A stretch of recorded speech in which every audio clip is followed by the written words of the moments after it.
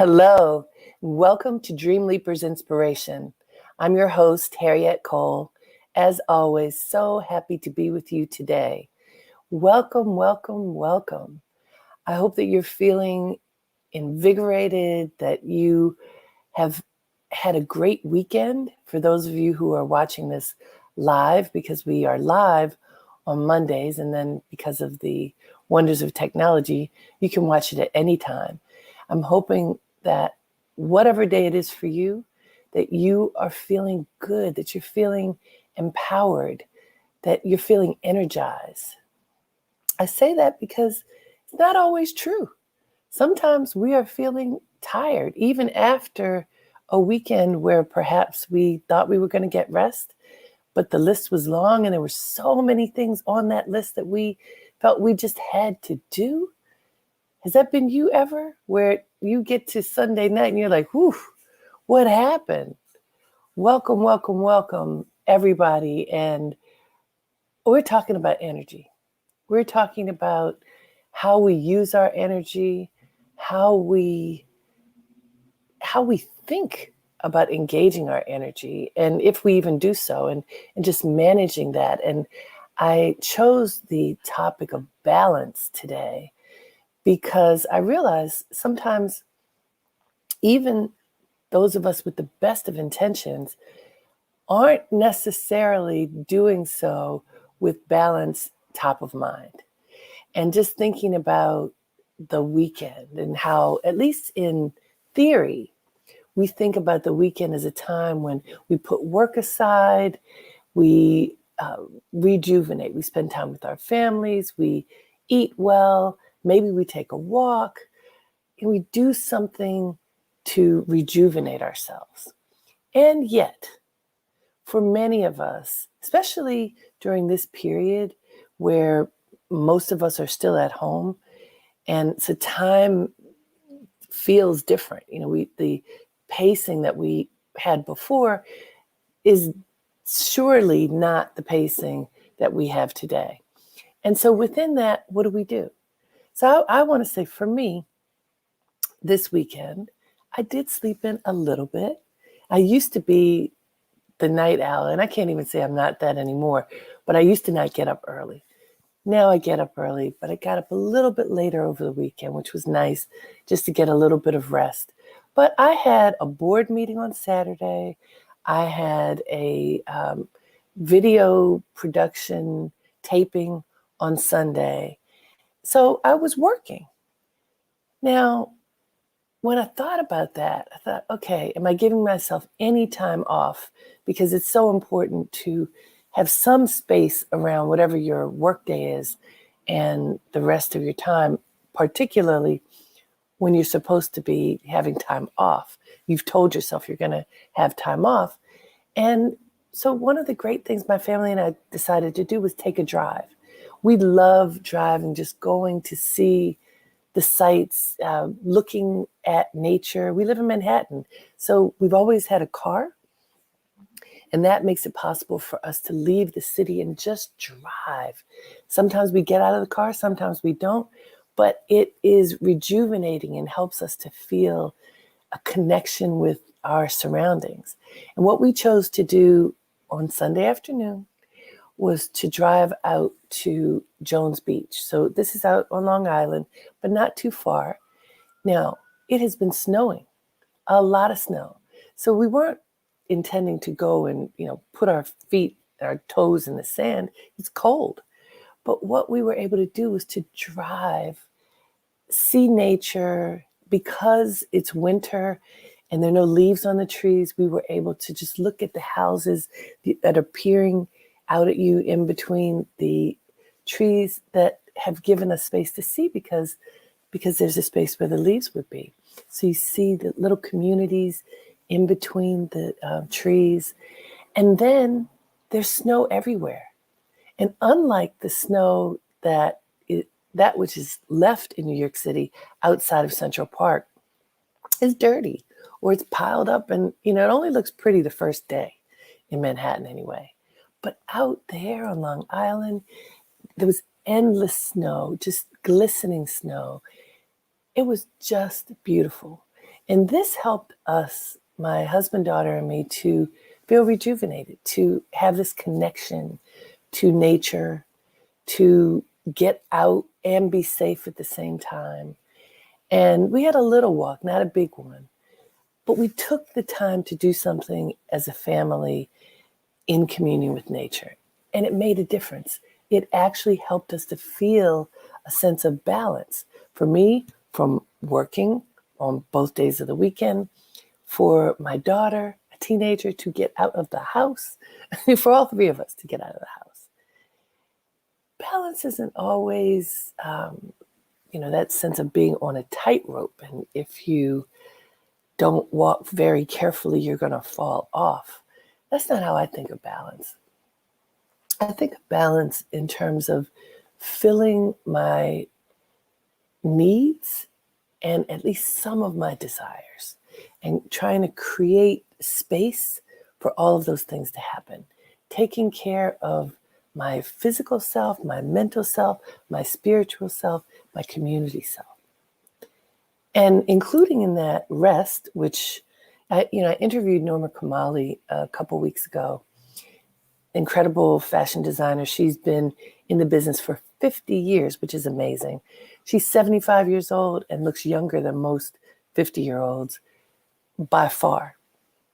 And she's written a book all about striking a balance in your life and how to take care of yourself in all the ways, what you put in your body that you ingest, what you put in your body with your mind, how you move your body to keep yourself feeling active and engaged, and really setting a tone for how to live in balance so that you can be strong and clear for all of the days of your life.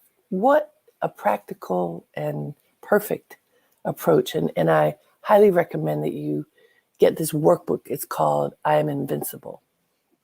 Anyhow, Norma talked about priorities and about what you put first on your list. And she puts herself first. Every morning when she gets up, she's exercising and meditating. Now, I've been practicing meditation for about 30 years. I am a firm believer in going inside to tap into that great voice within because it helps you to align your steps. And Norma even talked about it at her company before the pandemic. Every day in the middle of the day, she would take an hour for every employee who could come to a particular room in her building and meditate or just be still. This was a part of her company practice, which I thought was brilliant.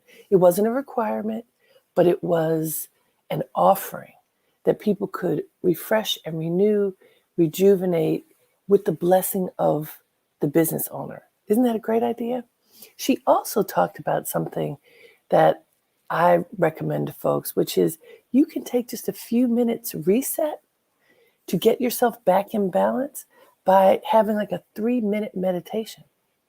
When we do those cleansing breaths together, it's kind of like that. She says one of her greatest friends in the office is the bathroom. She will go in the bathroom, lock the door, put the toilet seat down, sit on top of the toilet, feet firmly planted on the floor, hands on her knees, do some deep breathing and meditating for 3 minutes, maybe 5 at most. And that would help her to reset. And I won't say would, that helps her to reset, to regain strength and focus at the points that she needs it, to clear her head when she needs it. This is advice that has been given to me over and over again that I share on a regular basis with everybody I'm connected with, because we have the power within ourselves to reset, to get back in alignment, to reclaim balance. Hey, it may not even be reclaiming it. It may be simply claiming it because we may have been way off center. It takes awareness to recognize when you're off center. It is in the moment of awareness that we can make a conscious choice about how we're going to live our lives, move forward, what decisions we're going to make. How do you get to the moment of awareness? Well, it comes lots of different ways. If you practice meditation, you are training yourself to listen to the voice inside and to notice when you're getting messages. And so if you are a meditator, you've set yourself up for a level of success that is really worth acknowledging the gift you're giving yourself, because you are telling yourself, I'm going to listen. I'm listening. I'm waiting for the message to come through. Is that what the message is for me today? Check. I'm going to do whatever that message is. But I want to tell you, even if you're not a meditator, if you're paying attention, you often get messages. I think we get messages every single day, quite frankly. But are you listening? Are you noticing when the messages come? Have you ever, so let me give you a very simple example that may resonate for some people. This is just, did you get the message? Did you listen? I will give you, this has happened many, many times, but I'll give you one example. I was working on a project out on Long Island a few years ago and rushing because I needed to get from where I was staying to the destination for this project that I was overseeing. And I looked outside and it looked like it was going to rain. I'd already gone to my car and the voice was telling me, go back and get your umbrella. And I was like, I don't have time to do that. I have to get to this destination on time, which was, by the way, an outdoor destination. But I said, okay, let me get in the car. Let me go. I get to the destination. Within half hour, it was raining hard. Did I have an umbrella? It was back at the house where I was staying. Did anybody have an extra umbrella? No. So I ended up first getting wet and then really having to leave, pause, and go back and get my umbrella because I needed it in order to function. I'm using that as a very simple example, but I use that simple example because the voice is always talking to us. The voice is always telling us what we should know, how we can get into better alignment with the moment, with being ready for the moment. And when we do not listen, we usually pay. Now, something as simple as an umbrella, I mention it because it's obvious and it's probably happened to you. But there are lots of other messages that we get. You know how you have a little ache, pain in your body and you go, oh, what's that? And then you just shun it to the side because you're so busy and intent on completing a task or doing something else. And then that little pain happens again. You go, oh, that pain is back. I wonder what happened. I wonder what that is. And then you wonder, I should call and make a doctor's appointment, but I don't have time. I don't know if my insurance will cover it. In times like these, I don't want to go to the doctor. I don't want to be around people who might give me the virus. And then you put it to the side. I know people who have done that, putting it to the side, who have ended up with very serious health conditions that they could have thwarted if they had addressed it in the moment. Now, on the other side, I know people who have paid attention. And on the first sign of noticing that something was off, went to the doctor, pointed it out, even if it was something very subtle. Something's not right here. I need this to be looked at. And that dogged persistence made it possible to eradicate something that could have gotten much worse. Choices in the moment of awareness. This, to me, has everything to do with balance. When we are striving for balance, when we're striving to fulfill our needs, to fulfill at least some of our desires, to be responsible for ourselves for our communities, our families, when we're striving for all of that and we're paying attention, it's kind of like driving a car. You can't drive a car and then take a nap. You'll have an accident. You can't drive a car and decide that you don't need to obey the traffic signals. You'll have an accident. You have to follow the rules of the road. You have to be alert. You have to notice everything around you, not just what's straight in front of you. The same is true for life, just our regular life. You have to pay attention. And if there's a turn needed, you have to be ready to make that turn. These are very practical points that we don't always pay attention to. And that's why I am bringing it up in this way, in different ways, for us to recognize that in seeking balance, we have to pay attention to the whole picture, the 360 picture of our lives, so that we can notice when something is off. We can notice when we need to reel some aspect of our life in. We can notice when we need to let something go. So I found a great quote. You know, I'm always looking for these quotes. And I found a really nice one. And this is from Wayne Dyer.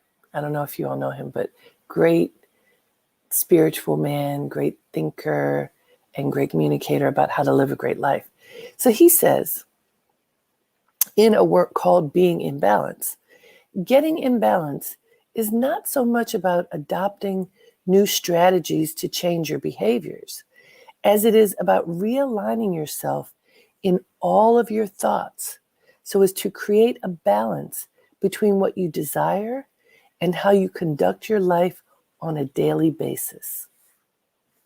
Listen closely. I'm going to read it again. Getting in balance is not so much about adopting new strategies to change your behaviors, as it is about realigning yourself in all of your thoughts so as to create a balance between what you desire and how you conduct your life on a daily basis. That balance of wants and needs. And what he talks about is realigning yourself in all of your thoughts. You know how often I talk about the union of thoughts, words, and deeds?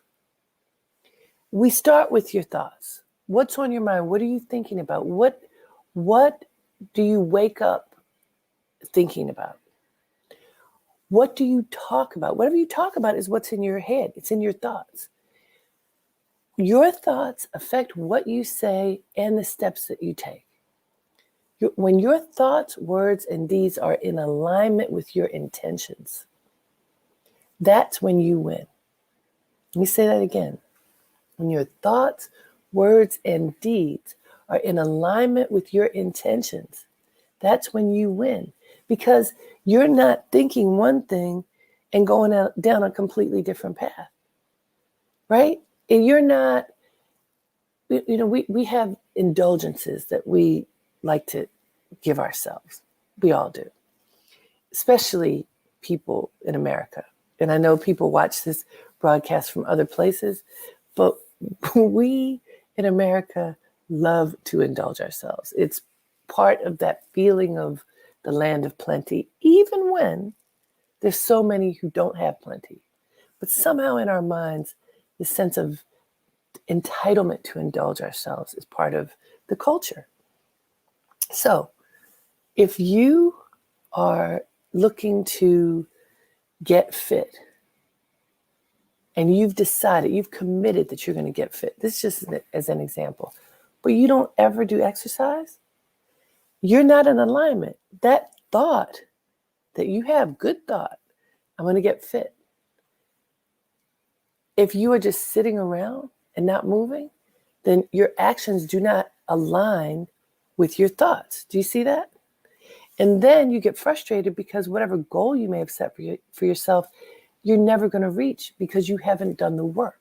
So balance, aligning your thoughts with your actions, your thoughts, words, and deeds. If you want to get a new job. And now, many people have lost their jobs. God bless the people who are looking, who have nothing.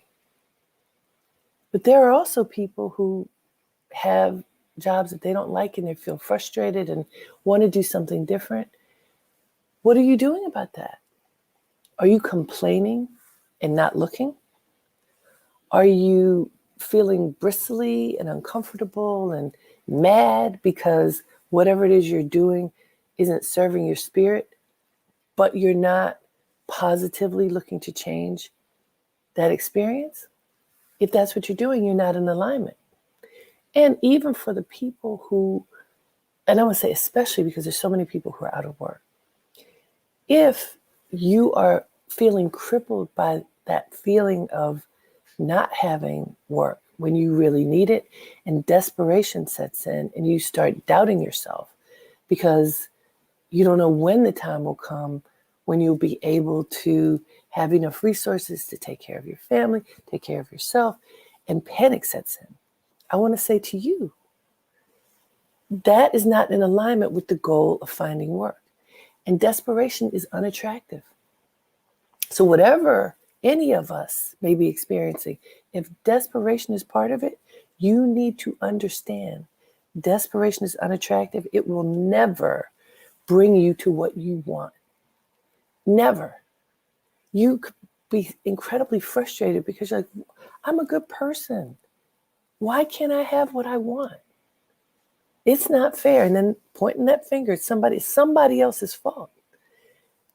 Part of it is your fault.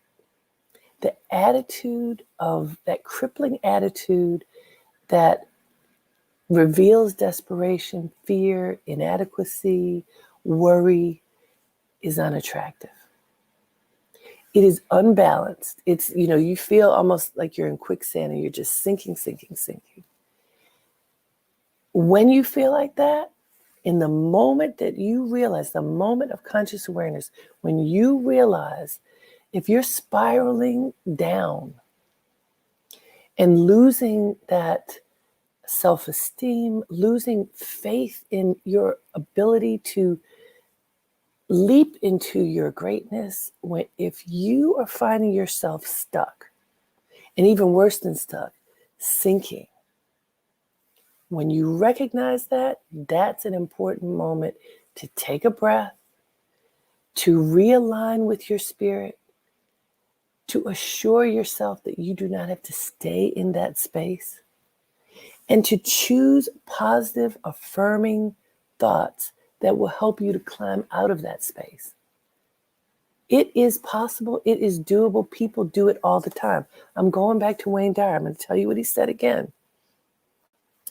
Getting in balance is not so much about adopting new strategies to change your behaviors as it is about realigning yourself in all of your thoughts so as to create a balance between what you desire and how you conduct your life on a daily basis. Do you see what I'm getting at? I talk about the connection mind, body, spirit. He's saying it's not so much strategies to change your behaviors. It's a changing your thinking. It is addressing your thinking. It is controlling your thinking.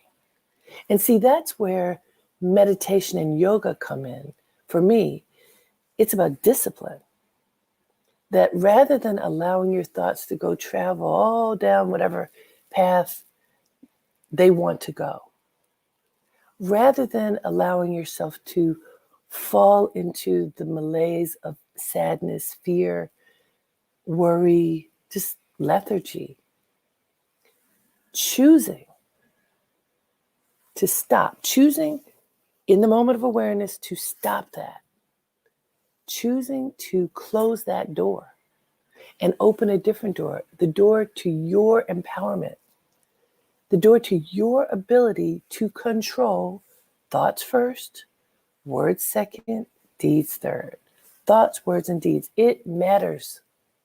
You create balance, harmony, the ability to sleep at night, by choosing to be in control of yourself. Simple, right? Except for it's not. It's hard to do, but it is simple. You have the ability to control yourself. Do you ever feel like you don't? Do you ever feel like I just have to eat one more of those things that I'm not supposed to eat? That I just have to binge watch one more show rather than going to sleep? That I just have to talk on the phone to somebody who I'm complaining with because, well, I'm accustomed to doing that and it feels good. The guilty pleasures that we so, put up on a pedestal sometimes. Oh, I love doing that. I love doing that thing that isn't serving me. And by the way, I'm not suggesting that you can't do fun things. Not at all. Like another thing Norma Kamali said to me, she's a vegetarian. She totally believes in being vegetarian. She, however, says that she loves to eat. She says, it's not like I deprive myself of anything. She doesn't consider it a deprivation to not eat meat. She chooses not to. And so she now has, for many years, she's been a vegetarian since the 70s, I think. But she says she has found a whole universe of food that she loves that allows her to eat as much as she chooses to eat to remain healthy and satiated and happy. So I want to be sure that as I talk to you about balance, it is not denial of the things that you may want or need. Wants, you may want to exclude some wants, not as a sense of denial, but as a sense of enriching your spirit and your being. So it's an attitude change. Back to what Dyer says, it's about your thinking. That if you decide that something that you have been doing, eating, drinking, ingesting through what you pay attention to, if it isn't serving you anymore, you can choose to let it go. That is different from denial, like, oh, I can't allow myself to do this anymore. I just can't do whatever it is. I can't eat whatever it is. I can't drink whatever it is. I can't watch whatever it is. I can't talk to whoever it is because it's bad for me.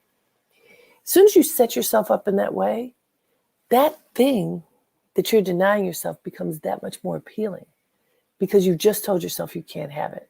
And then suddenly it gets larger than life and you just can't wait to have more of it, whatever it is. So it's not denial.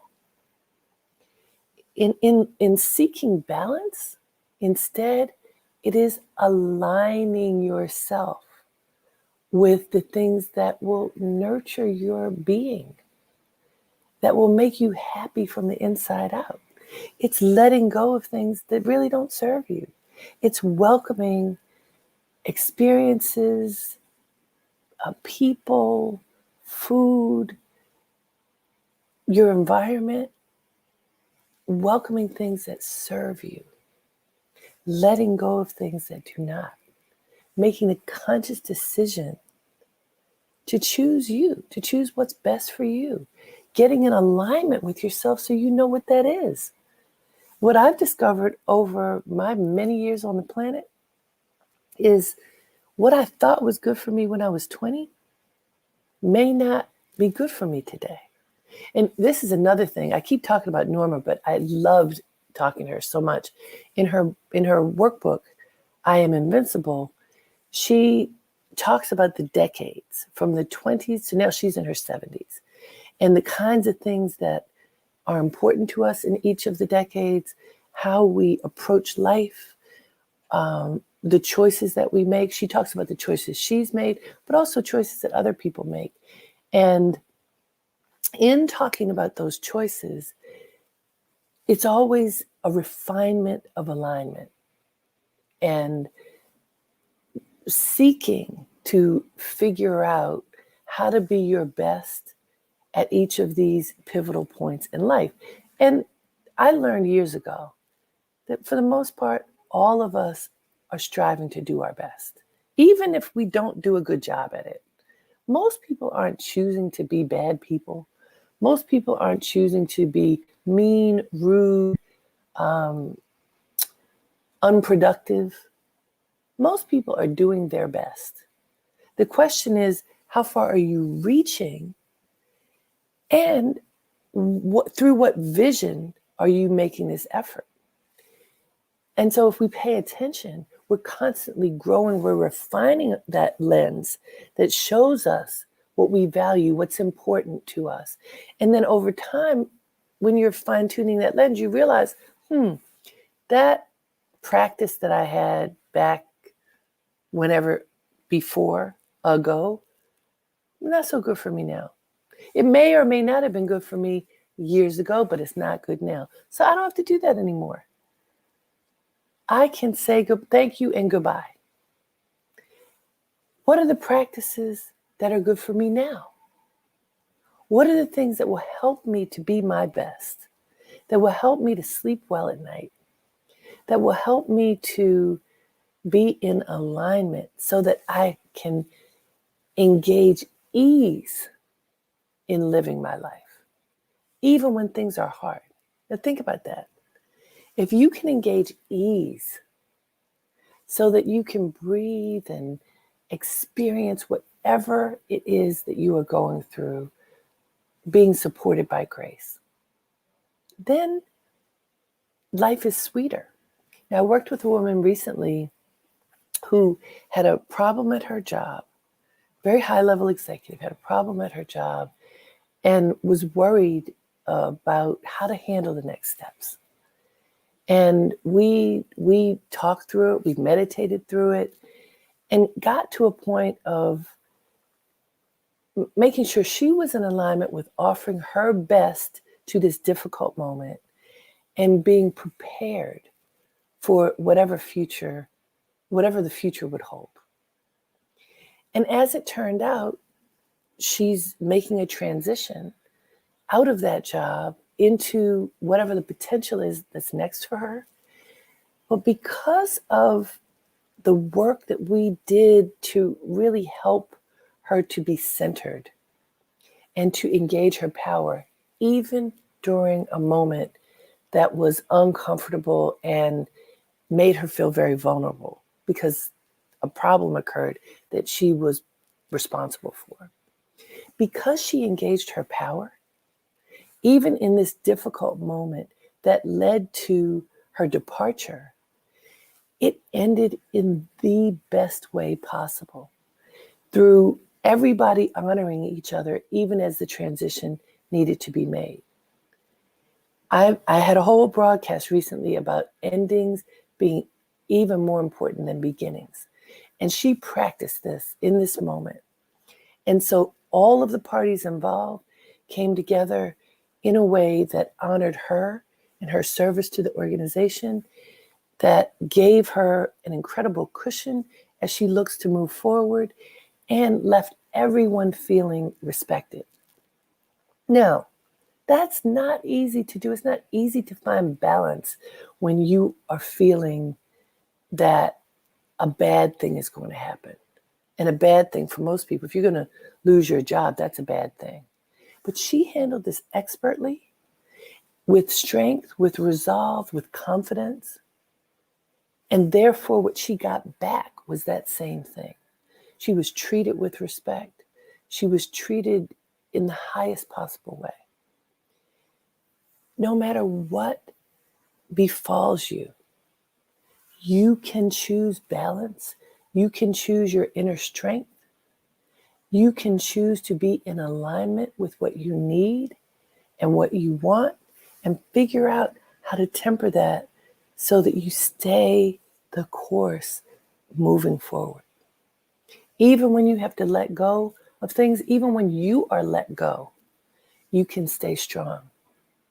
And so I hope that as we've looked at this notion of balance and looked at some different examples of how we can choose to be in alignment, in balance within ourselves and the way that we live our lives, I hope this is helping you to think about your life.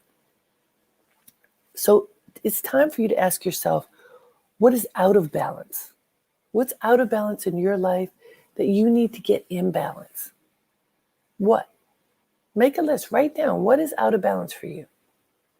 And whatever that might be, I want you to, A, you're going to write it down.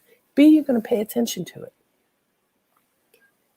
When you pay attention to it concretely and ask yourself, what can I do to get into better alignment with my life and to create balance where I don't feel it right now, where I'm not experiencing it right now? What can I do now to get myself into better alignment with my thoughts, my words, my deeds, so that I can be better in balance? Write it down. Figure out at least one step that you can take to help you move in that direction, and then do it today. Don't contemplate it for a week. Pick one thing. What one thing can you do that will help you to be in balance?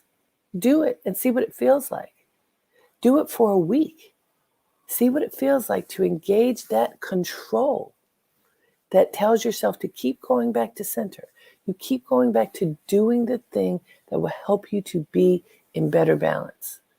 Every day for a week, do that thing. Write it down. Tell yourself how effective you're being at following your decision to strike that balance, to be in alignment, to control your mind, your words, your deeds, and see how it feels.